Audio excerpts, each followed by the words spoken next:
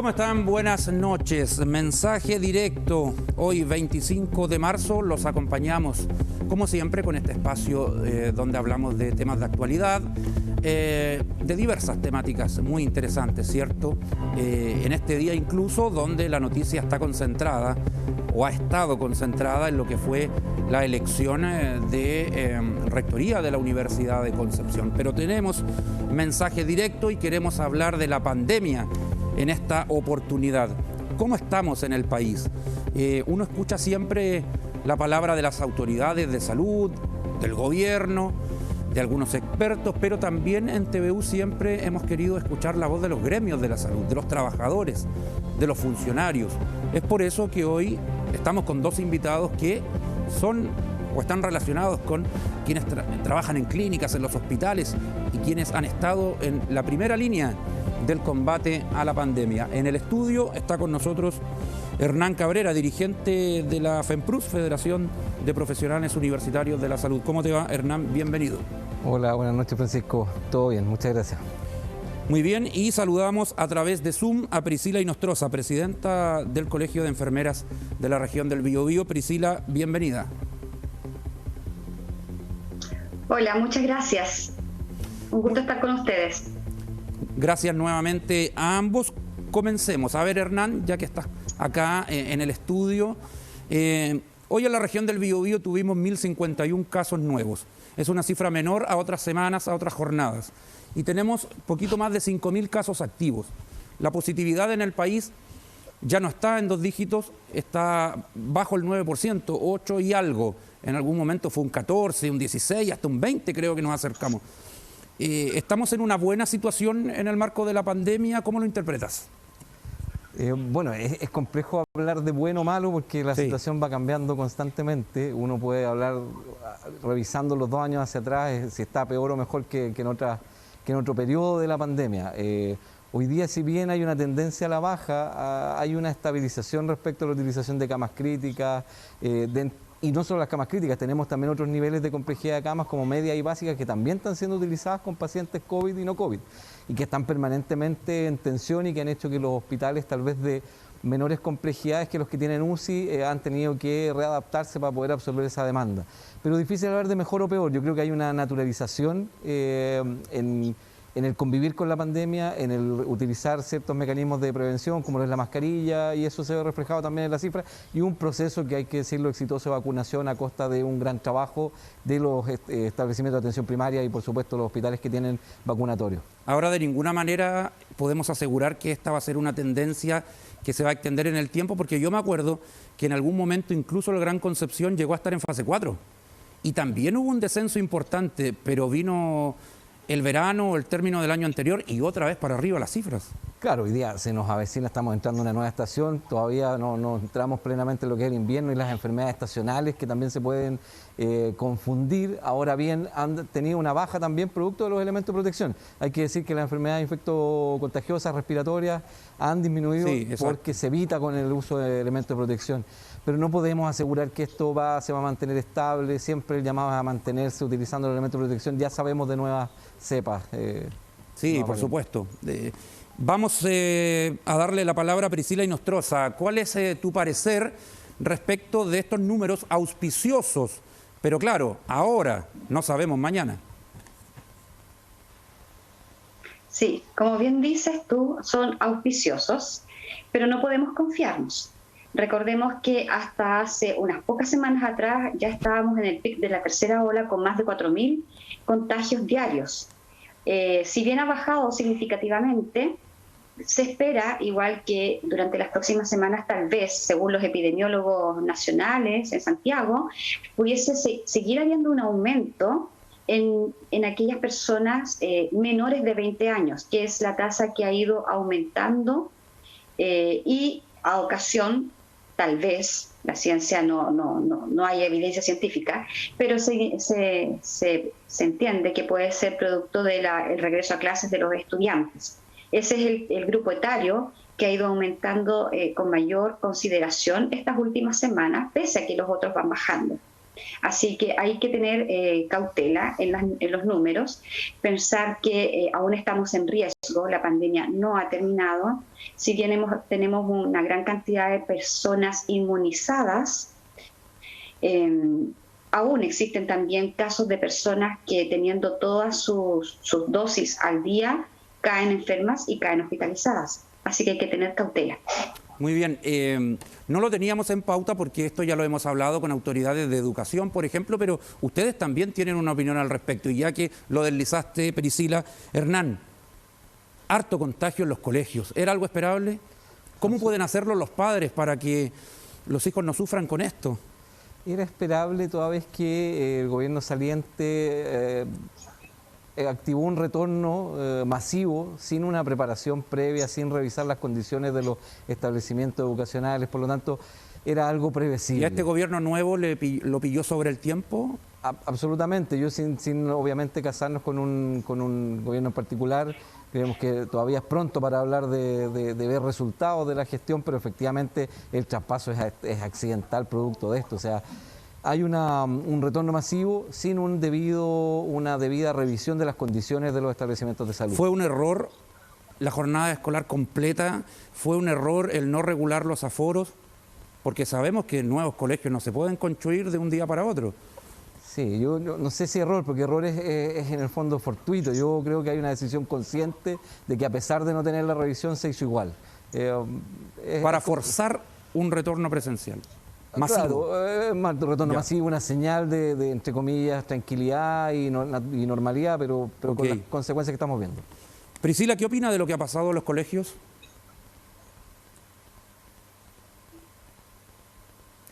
Priscila, ¿me escuchas? Se corta la comunicación, sí, pero ahora estoy escuchando. Ahora, ¿qué te parece lo que ha pasado en los colegios? Tantos contagios. Bueno, es algo que ya lo he comentado también. La verdad es que nosotros como Colegio de Enfermeras estamos muy preocupados por el protocolo que se estableció a nivel ministerial para el regreso a clases. Es un protocolo que no está basado en las nuevas tecnologías, la evidencia científica que existe. No fue trabajado de manera interdisciplinaria. Se trabajó bajo un enfoque biomédico absolutamente, sin considerar que existen otras áreas del conocimiento, disciplinas científicas que tenían mucho que aportar, sobre todo cuando sabemos que este virus, a pesar de lo que se dijo en un inicio por la OMS, que era de transmisión por gotitas, este virus ya está evidenciado que es de transmisión aérea prevalentemente. Por lo tanto, el factor ventilación es esencial en los establecimientos educacionales si van a albergar a tanta cantidad de estudiantes, existiendo el 100% de sus estudiantes en la sala. Y estas condiciones de ventilación no se cumplen. Tampoco se cumple el criterio de la mejor mascarilla a ser utilizada en un lugar con tantas personas. La mascarilla de 3 pliegues no es la mascarilla más efectiva cuando yo voy a estar en un lugar con muchas personas y pobre ventilación. La mascarilla que debió haber estado estipulada en este manual, en este protocolo de vuelta a clases, es la mascarilla de alta eficacia o autofiltrante del tipo KN95 o N95, que nos va a permitir tener un poco más de seguridad. Y esto no está objetivado, no está redactado en el protocolo, sí, ni menos aún el tema del ajuste. Y para terminar ese punto, ¿te parece que fue mal preparado el retorno masivo a clases por el gobierno anterior? Sí, ya. Yo digo que sí, fue mal preparado. El protocolo estuvo mal preparado, el protocolo no estuvo realizado, confeccionado con todas las personas que debieron haber participado, las múltiples disciplinas que debieron haber intervenido. Este protocolo no tenía que ser solamente bajo un enfoque biomédico, incluso aquí tendrían que haber existido investigadores o profesionales del área de la fluidodinámica que tuviese que ver con el manejo de la ventilación y que existen personas plenamente capacitadas que incluso entregaron sus informes al ministerio, pero no fueron considerados. Hernán, sabemos que se criticó mucho la gestión del gobierno anterior de Sebastián Piñera en algunos aspectos de la pandemia, como se le reconoció el esfuerzo positivo de la campaña de vacunación, donde ahí la opinión es bastante transversal. Pero hay otras cosas que ustedes acusan que hubo negligencias, falencias. Pero ahora el gobierno es otro. Y seguramente la administración Boric va a querer hacer algo en salud. Tenemos actualmente el plan paso a paso. ¿Te parece que hay que modificarlo? A ver, tenemos expectativas con respecto al nuevo gobierno. Sin duda que esperamos que se mejoren los canales de comunicación, canales que no fueron fluidos con el gobierno. El gobierno ya lleva 2 semanas. ¿Se han dado señales de diálogo o todavía no? Sí, precisamente el día de ayer la ministra de Salud, la doctora Begoña Oyarza, se reunió con los presidentes nacionales de los distintos gremios de salud, y eso ya nos habla. Una reunión de buena... Fue un buen comienzo, porque podría haberlos dejado al último de la fila. Por supuesto. Y creo que eso es una buena señal. Ahora bien, lo tomamos como eso, una señal, y tenemos que ir viendo en lo pronto cómo sigue esa comunicación tan así de fluida o no. Respecto a lo anterior, el hecho de no considerarnos en un canal de comunicación permanente significó que tuviésemos que presionar mucho para la liberación de elementos de protección personal, lo mismo que señalaba Priscila respecto a la mascarilla ideal para utilizar en los hospitales y en los centros de salud, es la de 3 pliegues, es la que se recomienda por el Ministerio a través de los documentos que dejó el ministro anterior, para utilizar para intervenciones clínicas, salvo las que generan aerosol, y ahí se deja la KN95. Cuestión que también hemos sido críticos, porque entendemos que al personal de salud, los trabajadores y trabajadoras de salud, debiesen estar protegidos al más alto nivel para poder seguir dando atención. Eso se entendió perfectamente. Y respecto al plan paso a paso, porque ese plan es de Piñera, no es de Boric. Claro, es un plan que está... Pero por ahora lo mantiene. Claro, lo que pasa es que el hecho de haber liberado el estado de excepción también significa que no hay mucho control, y el pronunciamiento tiene que ver con los aforos. Y los aforos, tú puedes tener aforos muy reducidos, sin embargo, si hay prácticas que no contemplan utilización de elementos de protección, no sirven de mucho. Pero en general, más allá de que no conocemos el detalle, ¿hay que revisar el plan paso a paso? Sí, claro, sí. Ya, sí. En particular lo que tiene que ver con los contactos estrechos, que hoy día se llaman alerta COVID, que también es una modificación. Ahora ya no hay trazabilidad como antes, un seguimiento ahora a los amigos. Oye, cuídate, tengo COVID, y si no le aviso no sabe. Es un poco sálvese quien pueda. Una cosa así. Priscila, hay que modificar esta estructura porque el gobierno entrante la mantiene, claro, lleva recién 2 semanas, pero seguramente va a querer tener un legado también en salud frente a la pandemia. Hay que modificar el paso a paso, más allá de modificarlo con medidas más conservadoras de mayor protección o medidas que permitan ciertas libertades. No vamos a analizar lo uno y lo otro, pero te digo, ¿hay que modificar el plan, esta estructura, o es una estructura que más allá de todo sirve como guía, como, no sé, como información a la comunidad? Yo creo que de momento es conveniente para el gobierno mantenerlo mientras no tengan algo bien definido, un comité bien estructurado para poder trabajar un nuevo documento. El plan paso a paso, creo que más que modificar el plan paso a paso, hay que modificar la visión con la que se trabajan estos documentos. La visión, como bien decía, es muy médica, es muy sesgada, no es abierta a otras disciplinas que deben trabajar en el control de la pandemia, como se está realizando en otros países. Hay otros países donde están incorporados ingenieros trabajando en esto que tienen que ver con la ventilación. Yo insisto, la ventilación es esencial más allá de la inmunización y más allá del uso del elemento de protección personal adecuado. Por lo tanto, yo creo que el plan paso a paso, si se llega a modificar, debe ir de la mano con el uso de las herramientas tecnológicas, la base de conocimiento científico que existe hoy en día, y un trabajo interdisciplinario, en donde muchos más profesionales puedan aportar a la mejora de las condiciones en nuestra sociedad por la pandemia. Vamos a hacer un alto y a la vuelta hablamos de la campaña de vacunación y específicamente de las mascarillas. Si podemos avanzar un poquito quizás en los espacios al aire libre, no usarla. Hay debate, hay quienes dicen que sí, otros que no. Bueno, pausa y volvemos.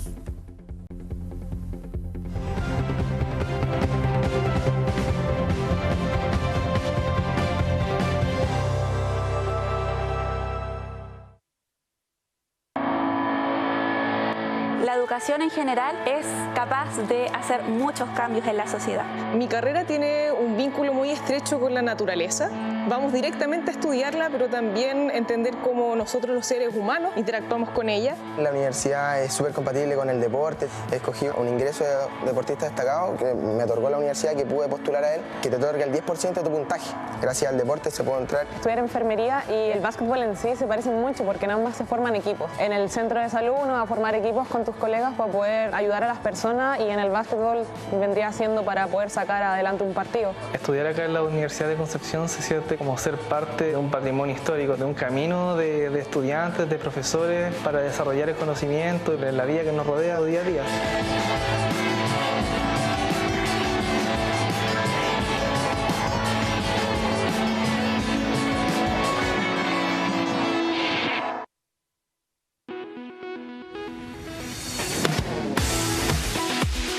Hola, ¿cómo están todos y todas? Sean bienvenidos a un nuevo capítulo acá en la Comunidad del Contenido, como siempre por las pantallas de TVU.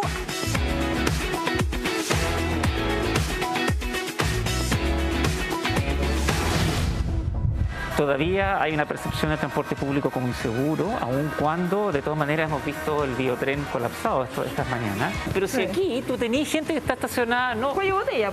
Entonces el otro dice, ya me estaciono, o sea, paro acá, total, no voy a molestar. Por supuesto que eso genera un problema importante. Y eso lo vemos acá rato, de nuevo en las mañanas, el ejemplo del colegio, pero en otros lugares.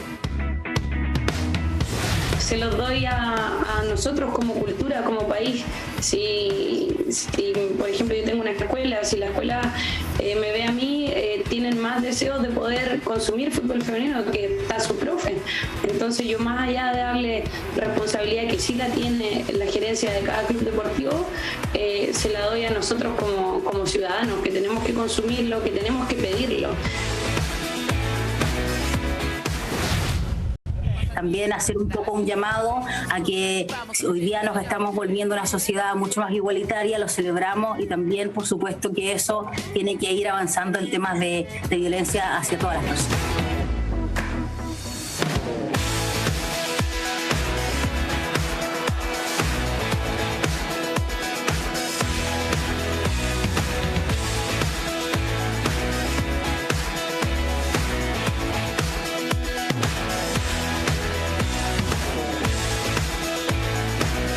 Nos vemos desde lunes a viernes a las 14 horas por las pantallas de TVU.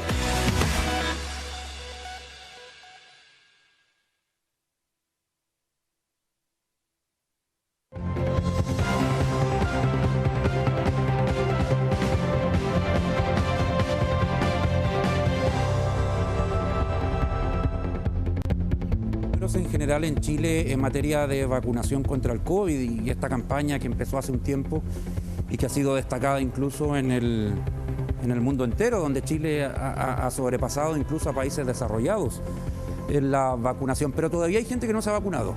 La vacuna sigue siendo voluntaria, es gratuita pero voluntaria, pero hay rezagados. Y el Seremi de Salud, el nuevo Seremi de Salud del Biobío, Eduardo Barra, se refirió a esto durante esta jornada. Escuchemos.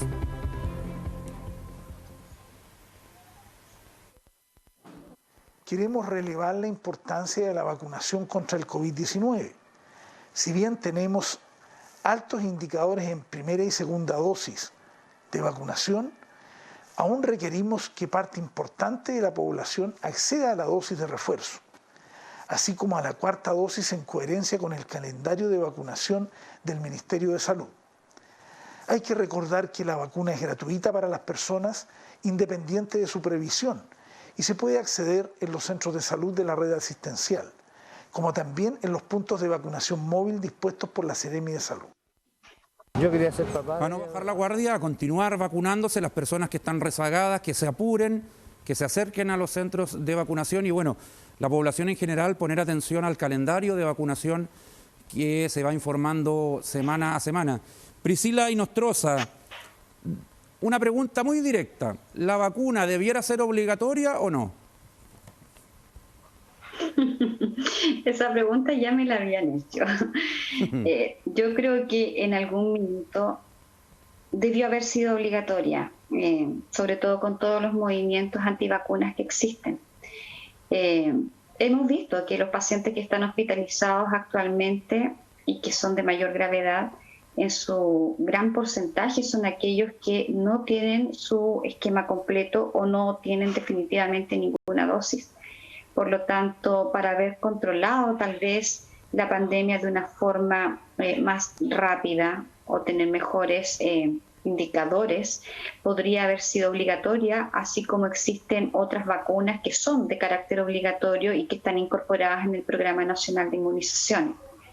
Pero bien, no se puede siempre, tal vez la autoridad no quiso dejarlo de forma obligatoria y bueno, es algo que ya no lo podemos modificar.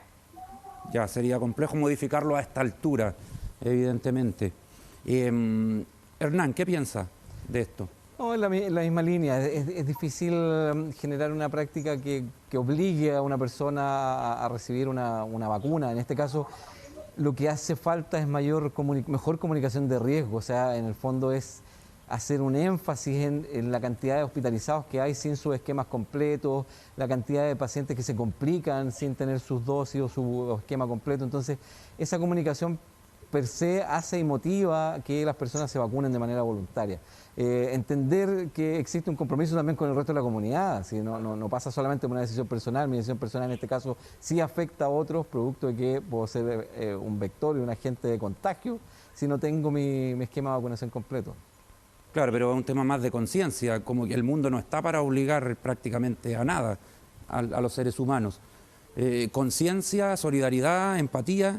Se mezclan esos tres elementos, esos tres principios que deberán movernos en el fondo, el compromiso también, la empatía con la comunidad, finalmente. Hernán, tú tocaste delante el tema de las mascarillas, que no se promueve la utilización de las mascarillas correctas. Lo vamos a conversar con Priscila también. Pero sabes que las mascarillas, las buenas, no son baratas. Entonces, ¿cómo lo hace la gente que no tiene recursos? Porque la mascarilla que estás usando tú es mucho mejor que la que estoy usando yo. Nosotros acá, esta es más económica, pero la vamos cambiando a cada rato. Pero esas K95, esas tienen un valor comercial mayor. ¿Te parece que si queremos fomentar el uso de las mascarillas correctas, se deberían regalar? O no sé, en los colegios, a las familias más vulnerables, una política pública. Es una buena práctica que se pudiese adquirir, ahora bien. Porque la gente compra la más barata en la feria, en la calle, donde sea. Sí, lo importante, claro. Y muchas son falsas, lamentablemente. Hay un criterio económico que efectivamente afecta el poder elegir entre una mascarilla y otra. Ahora hay que ser franco, igual las mascarillas de 3 pliegues certificadas son efectivas, y como dices tú, requieren un recambio más permanente, requieren efectivamente no un uso tan prolongado como las KN95, que la garantía que te dan es que tiene una duración un poquito más extendida si es que no se ha mojado, si es que no hay una intervención de una manipulación equivocada. Pero podría ser una muy buena práctica adquirida. Yo hice el punto respecto a los trabajadores de salud porque claramente estamos mucho más expuestos en la intervención e interacción con pacientes contagiados o sospechosos de, y ahí es donde esperábamos una concentración mayor en que la calidad del elemento de protección fuese... Y ahí estamos al debe todavía. Ahí estamos al debe, efectivamente. Priscila, ¿qué piensas tú de la utilización de mascarillas y el valor que tienen? Las mascarillas buenas no tienen un valor muy bajo y a alguna familia le puede costar bastante. No, hablando de mascarilla, ya entramos en un tema de objeto de mi estudio y de mi total interés científico. Las mascarillas, el gran problema que tenemos en nuestro país es que no existe una política que nos permita contar con mascarillas certificadas. No tenemos mascarillas realmente certificadas a la venta en el comercio público. Ninguna. Las mascarillas certificadas son esenciales en muchos países. Hay países en donde hay normativas que definen que las mascarillas de alta eficacia o autofiltrantes deben ser certificadas para poder ser vendidas, y acá no existe certificación alguna que lo demuestre. Tenemos solamente acá en Chile una entidad que está certificando mascarillas y que es el laboratorio LICTEX, que es un laboratorio dependiente de la Universidad de Santiago de Chile, que por iniciativa propia comenzaron a trabajar, a estudiar el fenómeno y a trabajar en poder certificar las mascarillas en los 3 factores más importantes que requieren de una certificación en un laboratorio específico. Pero el resto de las mascarillas que se venden, lamentablemente, no tienen ninguna certificación, por lo tanto, no sabemos si realmente están elaboradas con los componentes que dicen estar y si llegan a filtrar efectivamente el virus que nos está afectando. Debemos de tener en consideración que el SARS-CoV-2 puede medir incluso hasta 0,06 micrones de diámetro. 0,06 micrones de diámetro no alcanza a ser filtrado ni siquiera por la mascarilla autofiltrante, que es la que tenemos. La mascarilla que nosotros usamos puede filtrar hasta 0,1 micrón.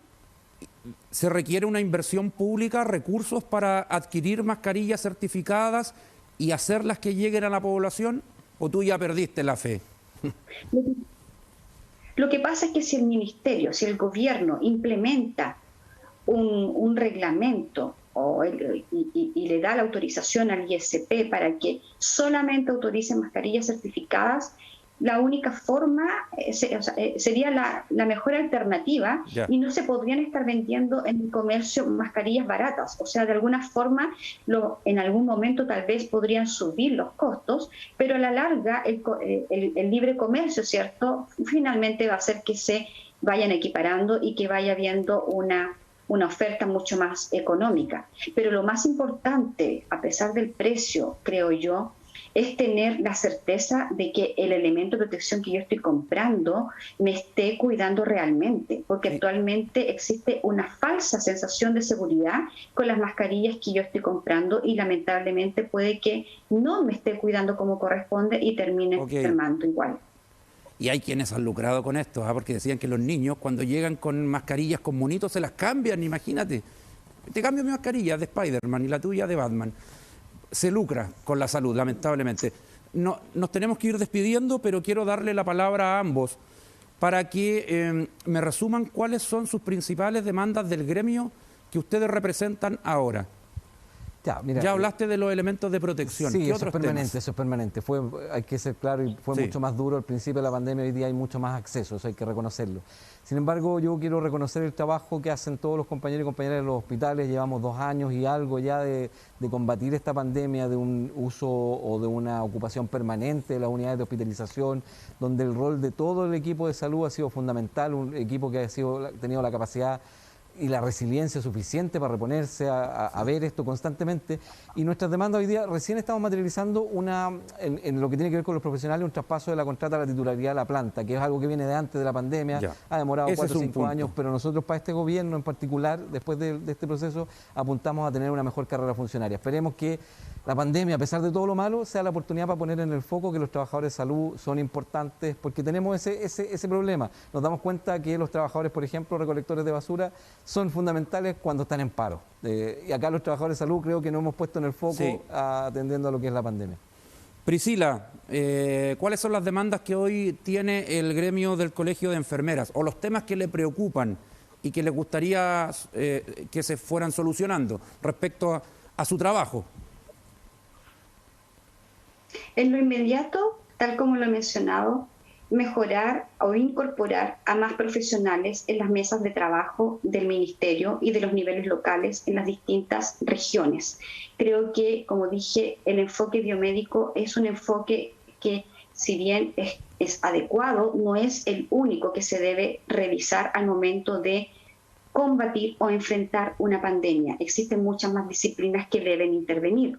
Y existe la intervención de estas disciplinas. En nuestro caso, como el Colegio de Enfermeras, puedo decir que enfermería ha estado haciendo un trabajo enorme, no solamente en los hospitales, sino que en los centros de atención primaria, con el testeo, trazabilidad, con la inmunización, la educación a la población, en los servicios de salud, las personas que coordinan el Programa Nacional de Inmunización, por lo generalmente también son enfermeras, y en hospitales no nos olvidemos también de todos los profesionales de enfermería que realizan la gestión esencial para que funcionen los distintos servicios, desde las supervisoras, la enfermera encargada de infecciones intrahospitalarias, de gestión de camas, etcétera. Creo que el trabajo interdisciplinario es esencial a nivel de salud y debe ser así. Y otra demanda que tenemos también y que afortunadamente se está empezando a trabajar por parte del Ministerio es el reconocimiento de las especialidades de nuestra carrera.